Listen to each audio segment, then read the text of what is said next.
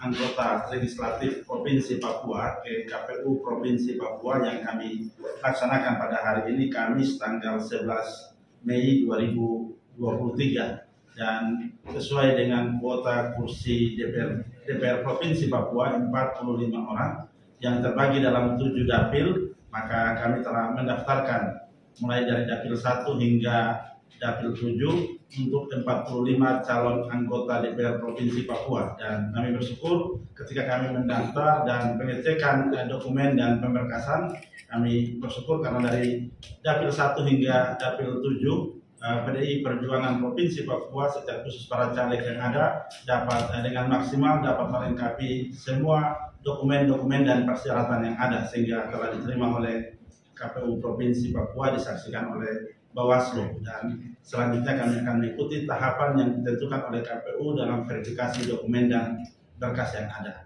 Pada kesempatan ini juga kami dari PDI Perjuangan Provinsi Papua perlu menyampaikan bahwa dari Dewan Pimpinan Pusat PDI Perjuangan telah menginstruksikan kepada kami seluruh kader-kader PDI di seluruh Indonesia, sehingga secara serentak melakukan pendaftaran di seluruh Dewan Pimpinan Daerah hingga Dewan Pimpinan Cabang dan Dewan Pimpinan Pusat, melaksanakan pendaftaran calon anggota legislatif baik DPR RI, DPR Provinsi, dan DPR Kabupaten secara serentak pada hari Kamis tanggal 11 Mei 2023. Jadi secara umum di Indonesia hari ini PDI melaksanakan pendaftaran bakal calon legislatif.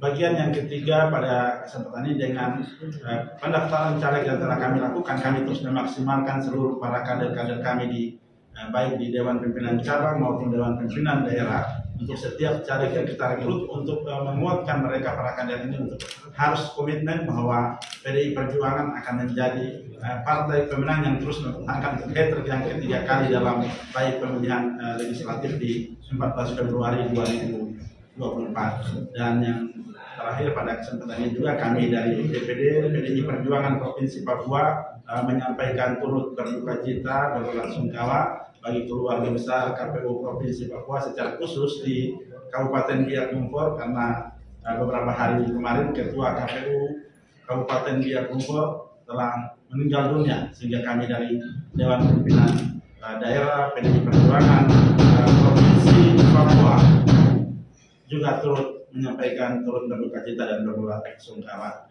Dan yang paling terakhir adalah kami mengajak segenap masyarakat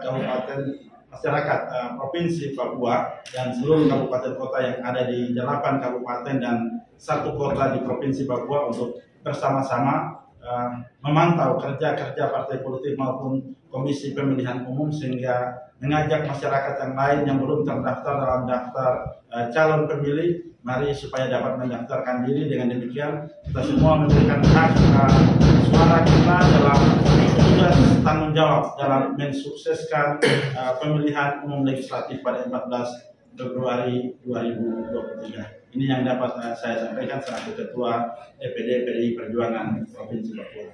Terima kasih.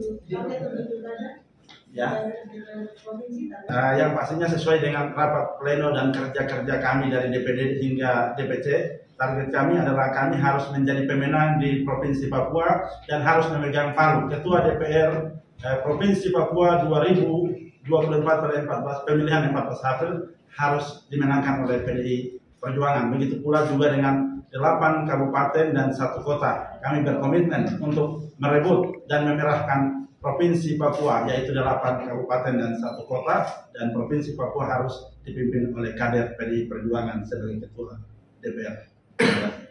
DPR RI-nya Pak? 1 sampai 7 kalau dikatakan muka lama, saya harus katakan bahwa kami terus melihat setiap kader kami dan kami bagaimana penguatan. Dari dapil 1 sampai dengan dapil 7, itu akan dijelaskan juga oleh Bapilu, bahwa kami mempresentasikan dalam pleno untuk menghitung kader-kader kami dalam kekuatan-kekuatan mereka dan basis mereka, sehingga tidak hanya merekrut kader, tetapi ini dibawa dalam beberapa pleno untuk mengevaluasi setiap kader dengan target kemenangan. Artinya ketika kita target kemenangan dan tidak bekerja, itu namanya kami menghayal. Dan kami tidak menghayal, kami menghitung bagian ini sedemikian rupa sehingga menjadi partai pemenang.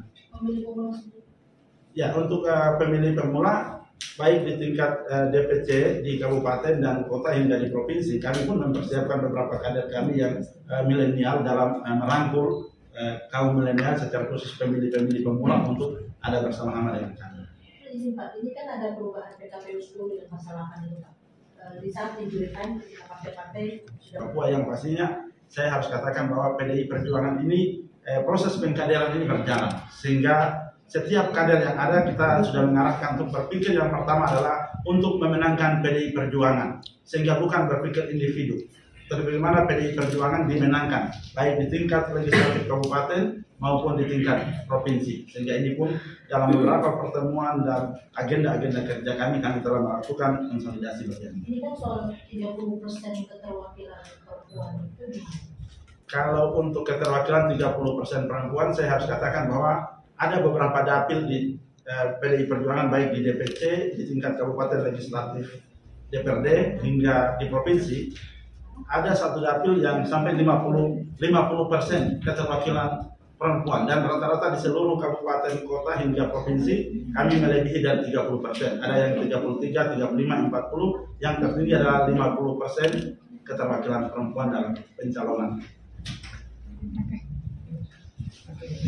Salah satu dari kursi 3 yang ada di DPR RI harus jadi milik PDIP, dan kami percaya bahwa satu kursi itu punya kami. Bapak ada cerita nggak? Otomatis yang DPR RI ini nanti akan masuk. Dari instruksi dari partai bagi kami bahwa para calon dari yang ingin maju sebagai calon bupati ataupun calon gubernur harus masuk dalam pemilihan legislatif, sehingga itu adalah arahan juga bagi kami.